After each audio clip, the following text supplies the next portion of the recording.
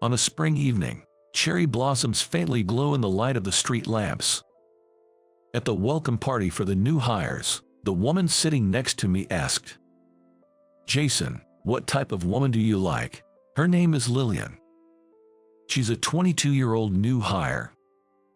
Pulling her bangs back makes her look older than her age.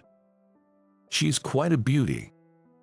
I'm Jason, a 45-year-old single office worker. Far from being handsome, I have an unremarkable face, a bit of a belly, and a slightly chubby build. Lately, my hair has been thinning too. My biggest insecurity is my short height. There were no women in the company who would strike up a conversation with someone like me. So, when a young, pretty 20-something asked me about my type, I was both shocked and elated as I answered her question. I guess someone cheerful and kind.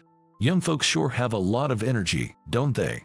Nervously, I said that, and she responded with a shy smile. Are you okay with someone much younger? It was this conversation that made me start noticing her. On the way home from the welcome party, we happened to share the same train ride for part of the journey, and we chatted about various things. She mentioned that she has a thing for older men. When I talked to her, she was a very serious girl with a very solid mindset. I didn't sense any of the typical carefreeness associated with young folks in her. Perhaps because of her mature character, guys her age just didn't seem reliable or fulfilling for her. She mentioned she had many older friends. Ever since then, she and I got along well. We chatted a lot during work, and I often helped her out when she was stuck. You know, it'd be clearer if you added a graph to this document. You can quickly make one by clicking here. Got it, I'll give it a try. Oh, you've been talking for a while now. Are you thirsty? I'll get you some tea. She always approached me with a bright smile. Her smile was incredibly captivating, and I found myself growing fonder of her day by day. Then, one day, I mustered the courage to ask her out for dinner. My heart raced, wondering if she might decline, but she readily agreed. To ensure she felt at ease, I chose a chic bistro instead of a high-end restaurant. I enjoyed a beer, and she had a citrus cocktail, as we relished our meal and conversation. Despite our age difference, we hit it off. Discovering we shared similar tastes in movies, our conversation never waned, and time flew by. She looked happy and smiled throughout. As we walked toward the train station on our way home, she turned to me and said, would you be interested in dating me? Excuse me, I couldn't believe my ears. For a plain and impressive older guy like me to be confessed to by a woman, especially by someone as young and lovely as her. It felt so unreal, almost like a dream. Of course, I immediately said yes. Is this really not a dream? Making sure she couldn't see, I discreetly pinched the back of my left hand with my right. Ouch. This is definitely real. No doubt about it. For someone like me, who's never been popular with the ladies, she became my very first girlfriend. I often wondered what she saw in an average-looking guy like me. She told me it was my kind and earnest personality, and the fun times we shared together that won her heart. From that point on, every day felt as if I were in heaven, with everything shining so brightly around me. It made me believe that if you live life earnestly, even through the tough times, good things can come your way. I felt that from the bottom of my heart. Soon, a rumor spread around the office about us dating, and everyone was pretty shocked. Some labeled us Beauty and the Beast and joked about us being an odd couple behind our backs, but I never let it bother me. The guys who had a crush on Lillian were envious of me. Our relationship went smoothly, and a year later, I proposed to her. You know, even though I'm just me, I want to marry you. Yes, I'd be honored. She shed tears of joy. On our next day off, I took her to meet my parents at their house. I can't believe such a lovely young lady is going to be with our son. It brings tears to my eyes, right, honey? Oh, indeed. Thank you, Lillian. We trust you'll take good care of our son.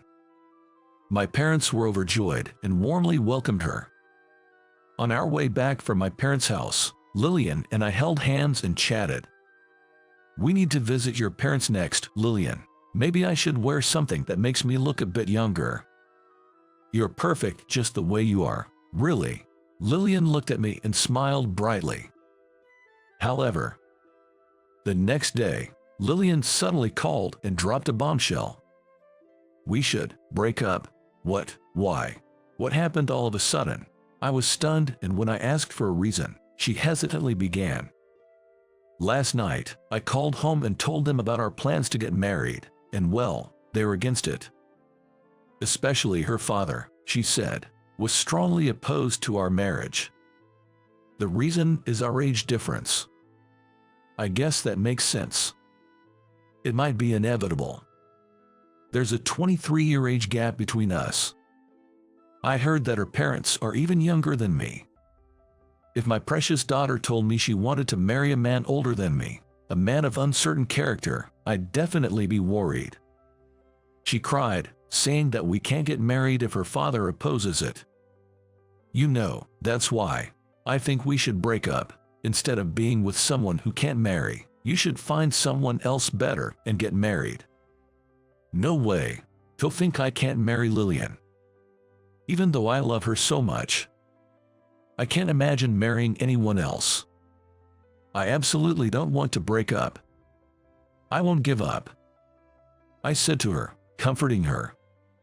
Can you at least let me meet your dad once? I want to let him know how serious I am about this. If we sit down and talk face to face, I'm sure he'll understand. But Dad said he doesn't want to meet you, and he's a very stubborn man. Even if he did meet you, I really think he wouldn't allow our marriage. I desperately tried to persuade her. Don't give up. You want to be with me too, right? Of course, I want to be with you more than anything, but it's impossible. I can't go against my father's wishes. Lillian said, breaking into tears again. Lillian, please don't cry. Just let me meet him. We won't know unless we try. I promise I'll do my best to convince him. No matter how slim the chances, let's believe and give it a shot. After a while, she finally stopped crying and said, all right, I understand. A few days later, on Sunday, we decided to visit her home during the daytime when we knew her father would be there, without giving them a heads up. When we arrived, she unlocked the front door and went inside. I followed behind her. She called out to her father, who was in the living room. I'm home. Lillian, what's going on? Coming in announced like this. Lillian's surprised father turned to face her as she spoke. Dad, I've brought someone I want you to meet. Following her, I stepped into the living room. My palms sweaty with nerves. Hello, I'm so sorry for the sudden visit. My name is Jason, and I've been seeing Lillian. I bowed deeply to her father in respect. I then lifted my head and looked him straight in the eyes. I was prepared for him to possibly punch me. Every muscle in my body tensed up. However, looking at me, his eyes widened in surprise. Then, with a loud voice, he exclaimed towards me. Wait, aren't you Big Jason? It's Big Jason, right? Saying that, he stood in front of me, grabbing both of my shoulders. I stared at him in shock, examining his face closely. My mind raced. Then, memories from our younger days began to slowly resurface. That's when I noticed the scar on his forehead, and it hit me. I remembered that face. Are you Brandon? Yeah, it's me. Long time no see. Huh? Wow, how've you been? We embraced tightly. Brandon was my childhood friend. He used to live in my neighborhood. Back in elementary school, Brandon was often bullied, and many of our classmates would pick on him. I always stepped in and helped him out. It was the same the first time we met. Brandon was surrounded by 4 or 5 boys, getting hit with sticks and kicked. I shouted, "Stop it," and rushed over, but they just ignored me and continued to attack Brandon. I positioned myself in front of Brandon to shield him, taking their blows myself. I fought back, swinging my fists, but I was no match for them. After they had their fill of tormenting me, they eventually stopped and left. That's when we both had big scars on our foreheads. "You okay? Does it hurt?" When I asked Brandon, he replied, "Yeah, I'm fine. Thanks for helping. But why did you defend me? You can't just leave someone in trouble, can you?" That's how I responded. It was a lesson from my dad. He always told me, if you see someone in need, help them out. It had become a part of me. That day, I took Brandon back to my home and tended his wounds. From then on, Brandon and I started hanging out together. I was the only friend Brandon had. Brandon's home was a single-parent household, and his mom was always working late, so Brandon often spent time at my house. He often had dinner at my place too. Both Brandon and I were only children, so it felt like we had got a sibling, and it made us happy. We did homework together and shared snacks. In the summer, we went to the pool, had watermelon smashing games, and set off fireworks in the yard, and in the winter, we roasted marshmallows on an open fire and built snowmen when it snowed. I made so many fun memories with Brandon. But just before I was about to start middle school, my family had to move because of my dad's job transfer. When I told Brandon about it, he cried, "If you're gone, who'll I play with? I'll be lonely." "You'll be fine, Brandon. I'm sure you'll make new friends." I patted Brandon's shoulder and said, "We'll write letters, we promised as we parted," but in the end, the correspondence faded after just a few times. Come to think of it, Brandon mentioned in a letter from a while back that he had become friends with a new kid who transferred to his school. He's probably getting along well with his new buddies. I was also busy adjusting to my new environment. We continued to exchange holiday cards for about 10 years, but eventually, even that stopped. I think the last card mentioned something about him getting married. I can't believe Lillian's dad is Brandon. What a shock. I was just as surprised. We laughed and playfully slapped each other on the shoulders. Lillian looked at us with a surprised face. "Take a seat, let's have a drink tonight," Brandon said, gesturing for me to sit down. Lillian and I took seats across from Brandon. His wife brought out beer and glasses from the kitchen. We poured the beer into our glasses, and Brandon took the lead for a toast. "Well then, here's to celebrating my reunion with Jason, and also to Lillian and Jason's engagement." "Wait, Brandon, are you okay with this?" "Of course I am. I know exactly the kind of person you are, Jason. You might not have been the best at academics or sports, but you've always had a strong sense of justice and were sincere and kind. I can trust my daughter with someone like you. Age doesn't matter. I realize that now. I'm relieved." "Thank you, Brandon." "Thanks, Dad." Lillian was also overwhelmed with joy and shed tears. That night, Brandon and I shared drinks and reminisced about the good old days. 6 months later, Lillian and I had our wedding. Of course, both our families and all our parents were in attendance, celebrating with us. Lillian looked absolutely stunning in her wedding dress. She was way out of my league. Before the wedding began, Brandon said to me, "From today, we're going to be in-laws." "Huh? Yeah. Nice to officially be part of the family, father-in-law." When I said that, Brandon laughed. "Drop the father-in-law stuff, will you?